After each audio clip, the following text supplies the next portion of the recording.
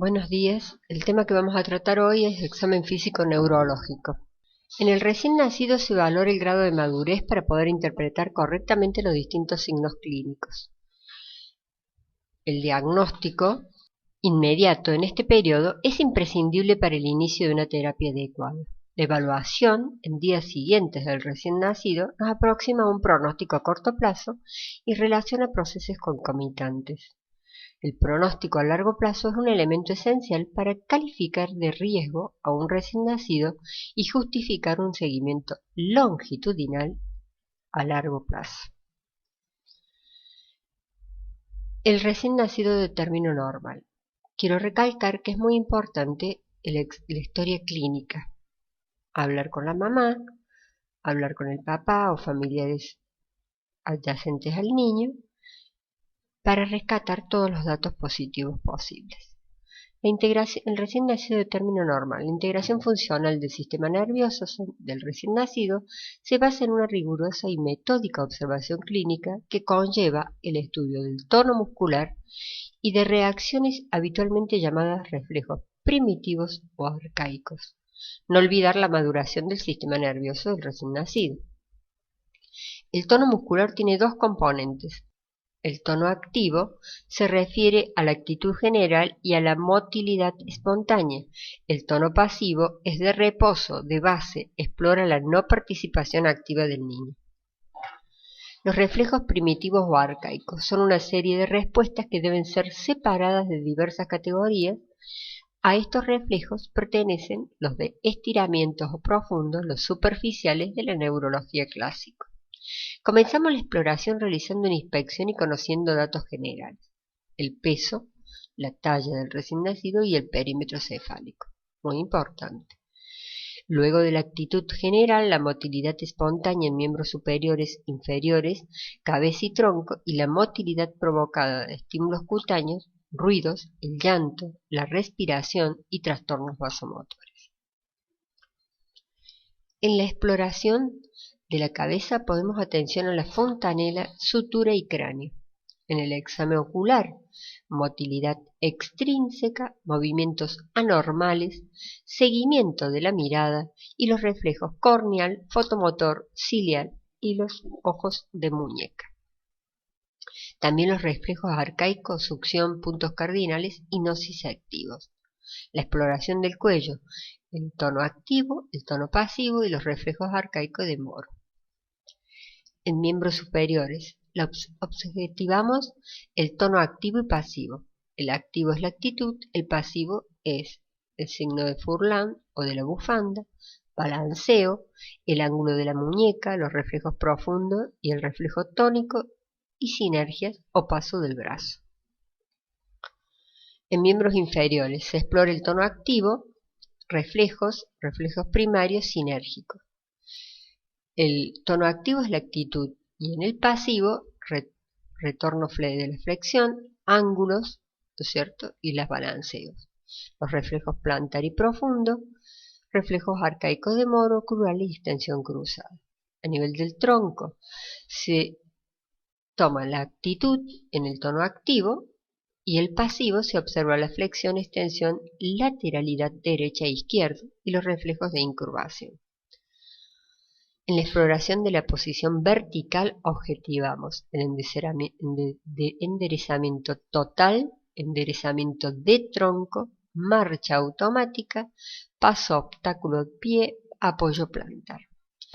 Hay que resaltar que en condiciones normales la actividad espontánea del recién nacido, con buen estado de vigilancia, está reducida por la tendencia hipertónica. En todo caso, es de frecuencia, duración y amplitud media, siendo los movimientos laterales activos de la cabeza similares a las actividades espontáneas globales. A nivel cefálico, la morfología craneana puede estar modificada por numerosos procesos: traumatismo, malformaciones, craniosinostosis, por ejemplo. El último punto que se debe recalcar es que una sola exploración puede no ser suficiente para emitir un diagnóstico definitivo, y ello más válido en las primeras horas de vida. en las que el recién nacido atraviesa un periodo que ha sido clasificado de depresión general y que corresponde a la fase de adaptación del nuevo ser a la vida extrauterina. Acá tenemos una foto de los diversos reflejos que se le hacen al recién nacido. El reflejo de succión, el reflejo de Moro y el de Furlan o de la bufanda. Pasamos al examen neurológico en niños. La finalidad del examen físico es determinar el estado funcional del sistema nervioso, el tipo, grado y localización de la alteración. Este es sencillo, fácil, requiere sentido común y paciencia. Es aconsejable tener en cuenta los siguientes principios. El examen se ha de apoyar en una historia clínica clara y comprensible, bien detallada, y debe focalizarse de acuerdo a la orientación diagnóstica que surgió de este. Se debe conseguir la máxima colaboración del niño. El examen puede ir camuflado en forma de juego. Examen neurológico. Sistema motor. El tono muscular. Al explorar el tono muscular se evalúa sus tres propiedades. La extensibilidad, que es la máxima elongación pasiva que puede obtener el músculo o grupo muscular. Se lleva a cabo un movimiento articular lento en el sentido opuesto al que tendría lugar si se contrajera voluntariamente el músculo o grupo muscular. Vemos el ángulo popliteo, que acá están, ¿no es cierto?, en el primer mes, que es de 80 grados, en el 6 meses 120 y 180 grados, a los 2 años. Y a partir de los 15 años vuelve a decrecer. El ángulo aductores, que es la máxima separación que se puede obtener con los músculos manteniendo las piernas en extensión. El ángulo de flexión dorsal del pie, máxima aproximación que se obtiene al flexionar dorsalmente el pie, intentando hacer contactar el dorso del pie con el borde tibial. El grupo del tendón de Aquileo se evalúa con esto. Para examinar los extensores de la pierna sobre el muslo, el cuádriceps, se procede a intentar contactar el talón con las nalgas. En los miembros superiores se usan las siguientes maniobras. Prueba de Furlan, aproximación de los codos en la espalda, flexión y extensión de la muñeca, rotación máxima de la cabeza hacia los lados, inclinación del tronco hacia los lados, buscando el contacto del hombro en la cadera correspondiente. Pasividad o grado de resistencia que se obtiene al movilizar pasivamente una articulación. En los miembros superiores se estudian los siguientes segmentos: la muñeca, el antebrazo, el codo, el hombro, y en los miembros inferiores se aplican maniobras similares. El balanceo del pie se consigue a partir de la pierna y de la pierna a partir del pie. La pasividad de la porción proximal de las piernas se estudia fácilmente en el niño pequeño, sosteniéndolo en el aire por la cintura, al tiempo que se le sujeta una pierna y se realiza el balanceo rítmico a la otra. En el niño mayor sentado en el borde de la cama se hace balancear las piernas. A nivel cervical es útil la prueba de la caída de la cabeza.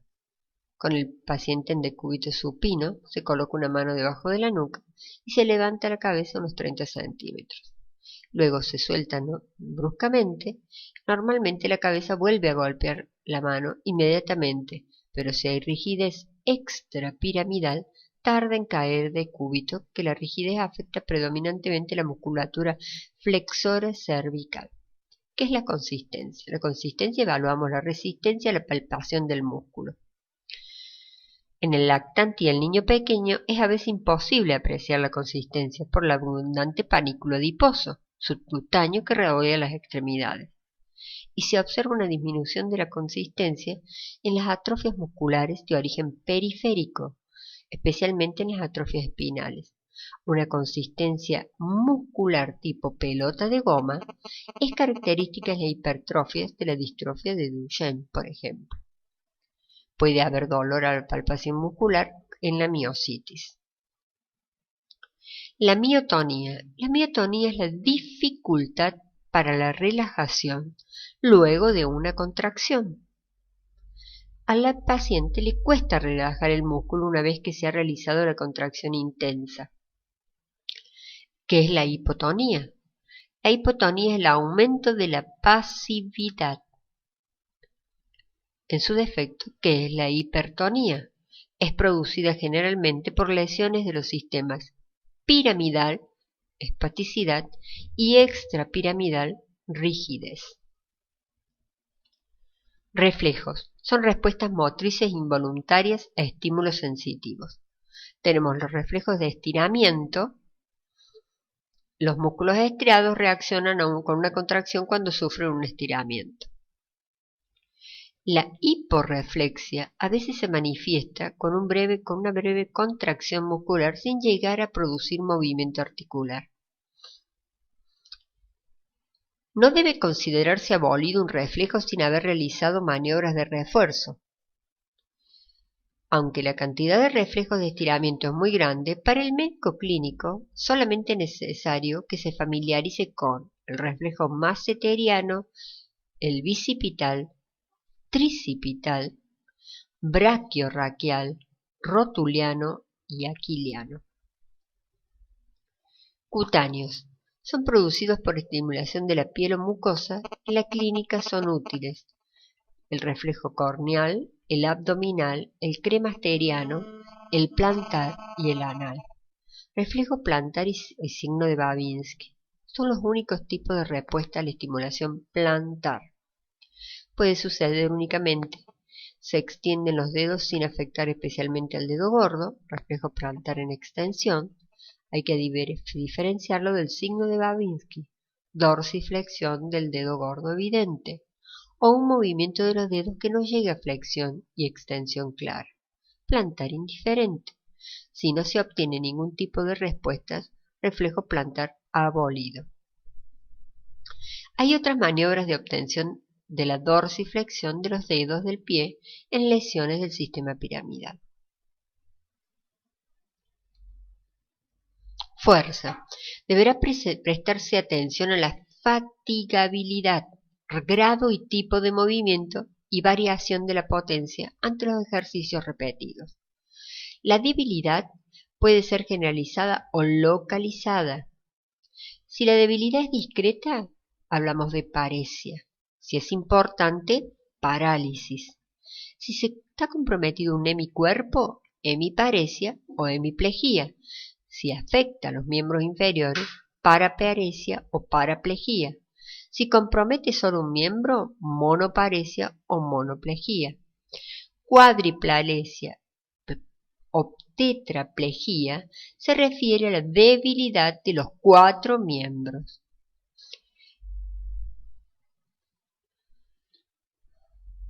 La forma más difundida para valorar la fuerza es la de la British Medical Association, donde tenemos ningún tipo de contracción apreciable, indicios de contracción, movimiento de la articulación aunque no vence la gravedad y movimiento articular completo que vence la gravedad.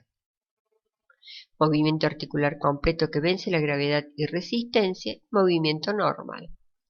¿Qué es la atrofia? La atrofia muscular es difícil de apreciar en el lactante por el abundante palículo adiposo que la puede camuflar.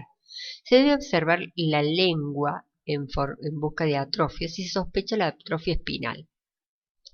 En el niño mayor puede objetivarse la pérdida de masa muscular, especialmente si ocurre a nivel de la cintura escapular, deltoide supraespinoso o infraespinoso.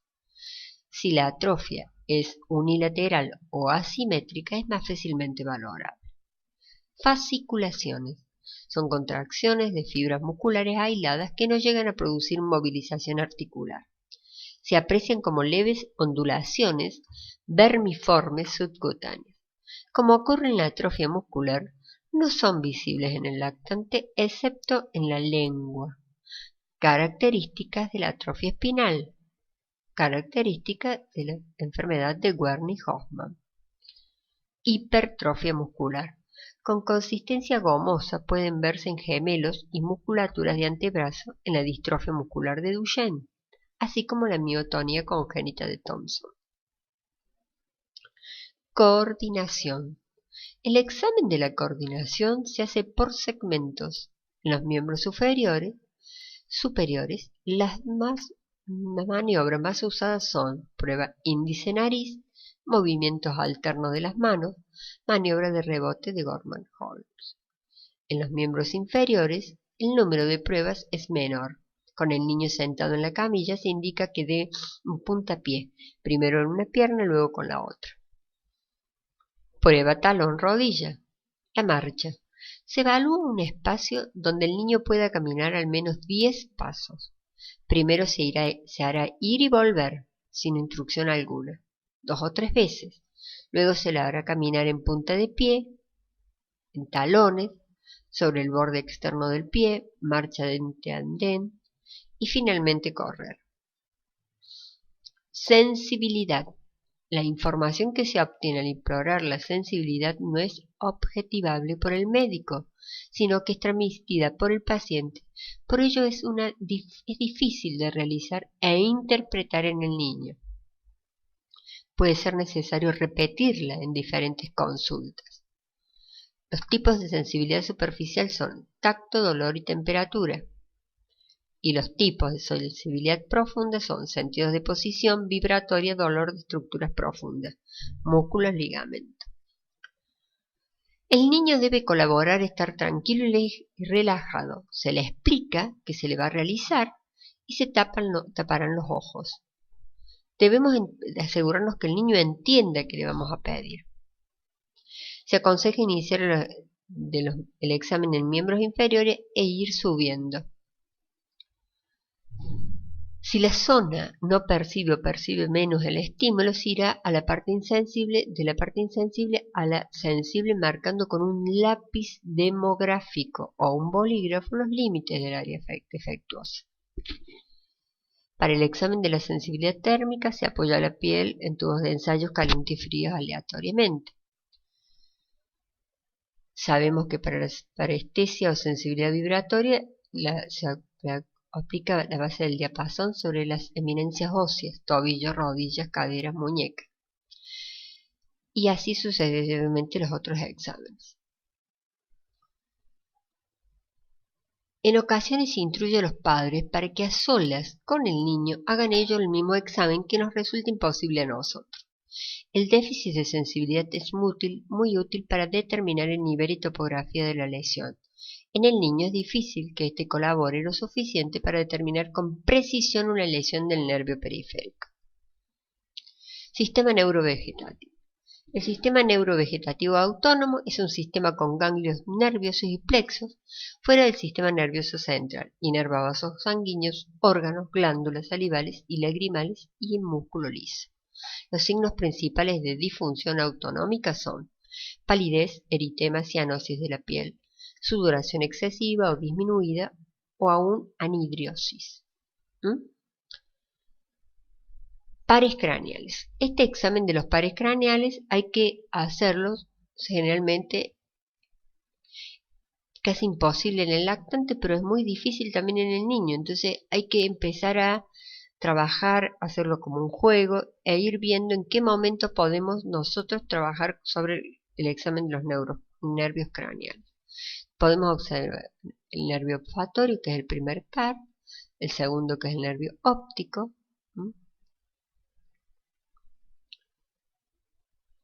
el par tercero, cuarto y quinto, que son los nervios oculares, haciendo mover al niño los ojos en distintos sentidos y con una linterna hacer probar la contracción pupilar.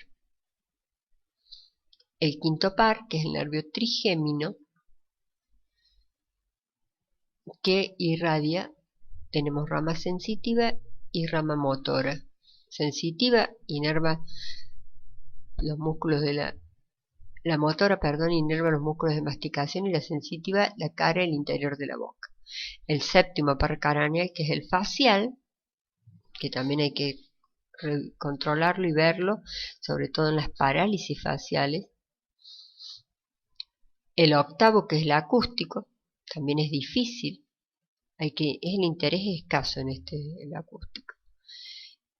El nervio noveno, que es el glosofaringio, y el décimo par, que es el nervio vago. El undécimo par, nervio espinal o accesorio, y el duodécimo par, el nervio hipogloso. Las lesiones de estos últimos pares craneales son raras, se suelen acompañar de hemiparesia, contralaterales en los tumores de tronco cerebral y donde no es raro que la afectación de estos pares sea bilateral. Muchas gracias.